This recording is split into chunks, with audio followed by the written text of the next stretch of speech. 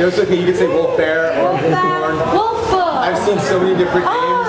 Oh, every time we stop in a different city, there's a name on. They put a name on the dressing room, and I've seen our name spelled 5 different ways. B-O-R-N-E after the wolf. And O-U-R-N-E, and then with an S, without an S. Yeah, I think the U is because it's so used to like born identity film type thing. Yeah, and it's proper English. Yeah. No, and today they threw an extra N in there today. Yeah, but you're not English, you're from Vancouver. Wolfborne, so, yeah. You know, that's Canada. Let's go. And so we're here in Manchester and you're supporting the store, okay? I was American Hedgehog and Hedgehog on the bill as well. You've been doing a couple of shows already around the UK. How have they gone? They've gone really well. For you? No, they've gone really well. The crowds have been insane. You know, we were in Europe. We were all over. We've done a lot of other countries before we came back to the UK, and yeah, it just seems that the UK crowds have just a little bit of extra angst in them. It's good though. Everybody's been appreciative, but the UK crowds are crazy. So we just your debut album, In the Beginning, has just been released, and obviously you are in the beginning as a new band. So explain how the band got together, where you guys are from, and a bit of background about you guys. Sure. Well, we're based out of Vancouver, British Columbia. In 2000, I want to say 2012. It could have been 13. I don't know. We don't. I'm sure I don't even know what day it is half the time. Yeah, I'm sure I don't even know what day it is. So I'll just say 2012, 2013, one of those years. I was in Vancouver rehearsing with my old band at a rehearsal place. There's a studio next door, and they used to be owned by Bob Rock many years ago. Right. And producer Garth Richardson, who's been around the block many times, bought the place and put his studio there. So he was going doing the rounds and visiting the bands that were rehearsing. So he and I got together and we became kind of friends or acquaintances. And one day I just thought I'd throw it out there and say, hey, let's do an album together. And you know, I'm coming out of nowhere, going to a big producer and just saying, hi, I'm nobody, but we're going to do an album. No, I just said I wanted to basically do an album and I wanted to be the next big Canadian rock band. That was a pretty wishful thinking. So I've got that you always be the next generation of rock. So that's right. The next generation comedic rock. Oh, maybe, right? So, you know, he loved the idea. We talked about it for, you know, a couple of weeks, and then when it came to doing the album, we didn't have a band. There was no band at the time, just myself. Okay. One of the bands that he produced is Blood Simple, and their guitar player, Nick Rowe, who is from New York City, and that's where I was born and partly raised. He thought we'd get together and we'd become mates, and so he put us in touch with each other, and we definitely hit it off. Nick ended up he was living in Los Angeles at the time, and he ended up flying up to Vancouver, and he and I basically locked ourselves in a production room for a month and wrote as much as we could. And then he ended up playing bass on the album. Right. We had a friend of mine who's a phenomenal studio drummer. His name is Issa Contractor. He's Kenya. This guy's a genius. He came in and played drums. I did all the guitars. Yeah. And then we had an individual helping write lyrics and melodies. Before we found Chris, who's our singer now. And basically, once the album was recorded, then I went and looked at friends of mine who were in other bands that were, you know, really trying to get out there. You always have the bands that are getting somewhere, but they can never tour because somebody's married or somebody's stuck in their job. But there's always that one member who's super aggro about why can't we get out. So I figured if I pluck those other members, of course, you know, you have to find the guys that gel. So that's how we ended up getting this touring lineup, and it's been really solid. We've been together as a band in this configuration for probably about 4 months. Wow. You know, the band have been together, we've been playing for about a year, but with different members. But with different members, yeah, so the configuration you've got for touring. Yeah, this is now the band. So what you've been on tour with the Soil, so what everyone's seen over the last couple of days in October, that is the band that is now Right, and going forward for the next album, they will be part of the writing part. This is now going to be right. You are now all Wolfborne. Yeah, we're all Wolfborne. That's right.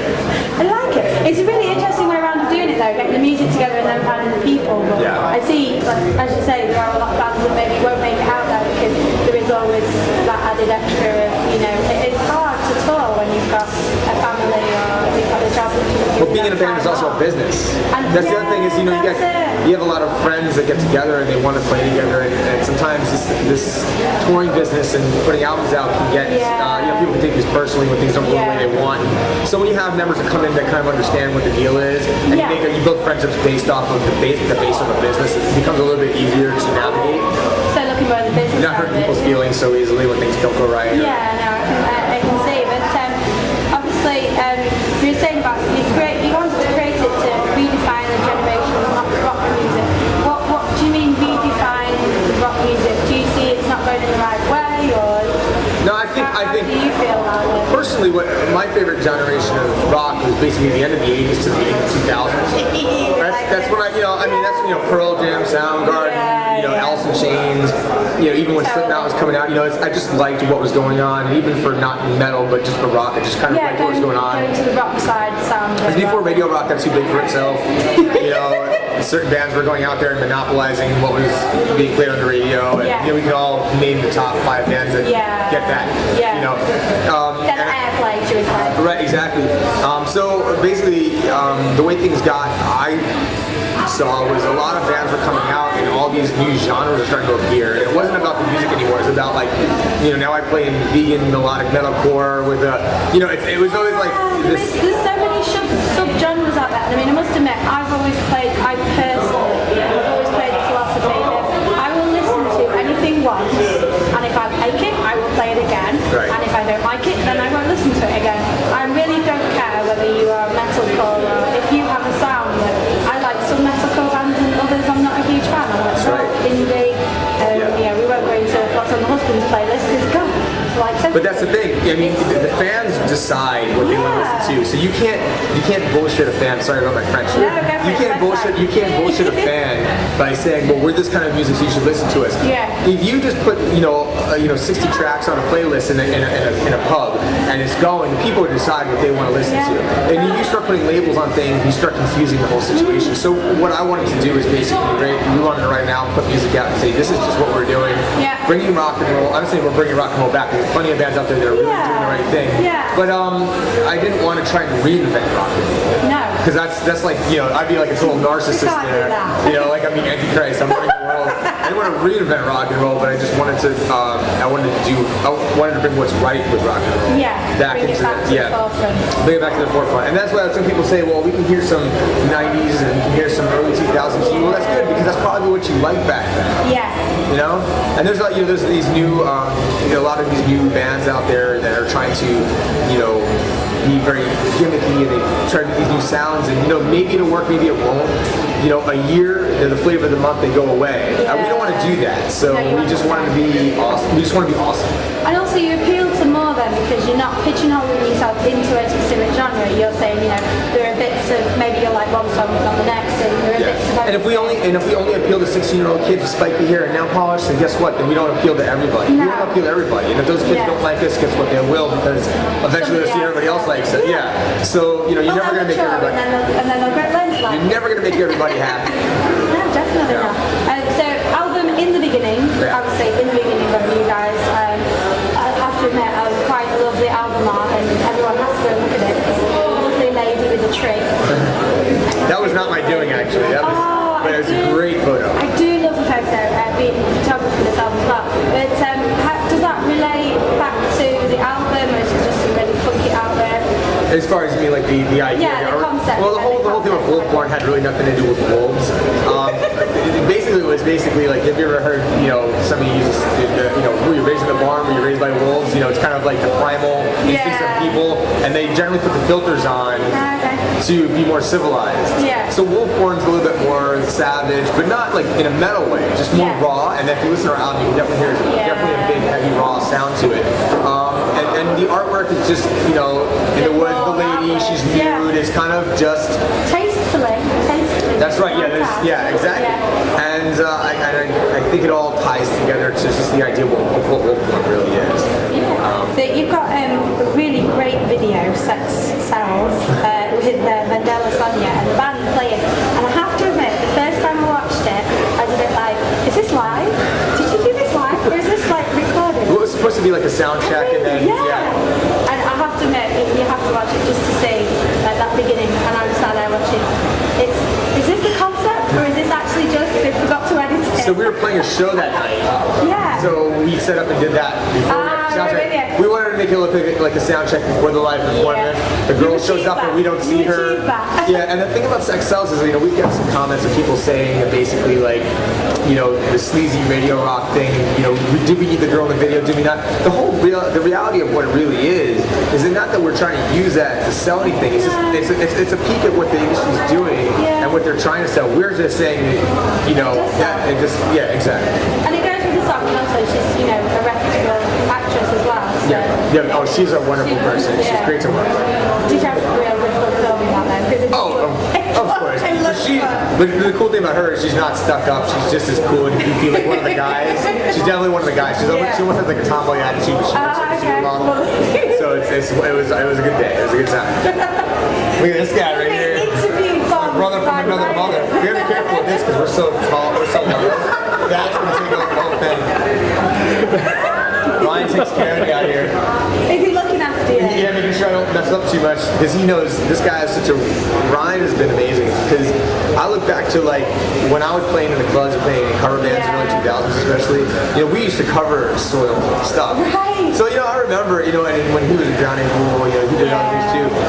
Ryan's it's a testament to being able to have a career versus just having a flash in the pan. Definitely. One hit wonder. And when you meet a guy like that who's willing to be cool with you, you have to take your cues and it's kind of like, when you followed your dad around when you were a little kid because you wanted to be like him or follow your mom around. But he's been a friend. I love him. He's a great guy. Oh, really good. And the whole band, Soil, they're awesome. Very, Tim and Adam are great guys. I've met them a few times. So, with the way the downloading is going at the moment, obviously your album is available online to buy. So, what would you say to people right now to entice them to come and buy your music? Well, I'd say you mean versus stealing it? Are we done? Well, look, I'm going to give you my quick on this. You can't get away from it. It's there whether you want it to be or not. And I remember, like a lot of the artists back when the Napster came down, Metallica, all these guys were, these guys have built a career on record sales. Yeah, definitely. And the industry has gone a different way. It's different now. Okay? So I can understand their argument, and I'm not going to belittle their argument because I think it's valid for them. But as a band like us that are coming up now, we've kind of had to maneuver within the industry as it is now. Yeah. So what I will say is buy the album. If you're not sure if you're going to like the album and you want to just test the waters, I'm not going to say steal the album. I'm going to say do what you got to do to hear our music. Yeah. And if you like it, contribute to the fact that it's worthwhile. Because the thing about it is if you want to see us live, if you want us to be on tour, we need to have that support to be able to do that. Yeah. You know what? And the thing is, if you're going to download the album, but then you're going to come and spend your money on a concert ticket, buy a T-shirt, hey, all the love goes around. Of course, I just want people to buy the album. Yeah, definitely. Because I would like to not have to go back and pour coffee for a living. But I think having it online and obviously you've got it available on iTunes makes you able to reach a lot more people rather than just being able to just the record sales will only go to a few people. That's right. It's in stores as well. Amazon, iTunes. There's so many places to get it. And there's also the torrent sites. You can't get away from that. And I'm not gonna dance around it and say, the elephant in the room. Yeah. And a lot of people don't want to say the wrong thing. I say, look, if you like the band and you want to be a fan of the band, come see us, support us, buy an album. We're cool dudes. We're not going to shoot it into our veins. We're not going to snort it up our nose. It all is about giving back to the fans. And so it's what it is. We are fans, all of us, especially me. All of us were sick of getting this order, so we're taking our time on taking it easy. But I'm here watching these bands just like I would have been if I was living here and just buying a concert ticket. So just because we're in the opening band doesn't mean we're not supporting other bands. The other bands, those guys come watch us. We're just like you guys. We're the fans. Speaking of which, I've got loads more to ask you, but I'm really conscious of the fact that you're on stage soon. Yeah. So thank you so much for speaking to us. That's it? And hopefully, I'm really conscious of like you being late on What stage. time is it? It's like 6:45. You're only 15 minutes. Oh, hey, you got time for the next question. I'm not going to turn you. I'm going to say no more questions. I'm a rock star. That's it. I got to go in the dressing room and I have to get a massage. Make sure you're ready for me. That's so at the end of the last one, you've got tour, obviously the rest of this tour, and then you've got another tour in the US straight away. And everyone's like, we have 1 day off and then we start the next day off. Blimey, how good you had. What's after that? After the next tour? After the next tour. We're going to take Powerhouse? Wingstag, Caravan 5000, and American Head Sharks who are on the tour here. Yes. We're going to, December, we didn't have anything booked. I think we're gonna just take the holiday off just with family, and then come January, it's back out in the nuclear submarine to go somewhere, play for somebody. Gotta stay out there and stay relevant. We don't want people to forget us. Thank you very much for talking to us. Thanks. And have a great time on stage. I look forward to watching it. You gonna stay? Oh yeah, he's reviewing it. Oh, excellent. Oh, this is the easy part then. This is my job. I don't have to actually play here. I can just talk.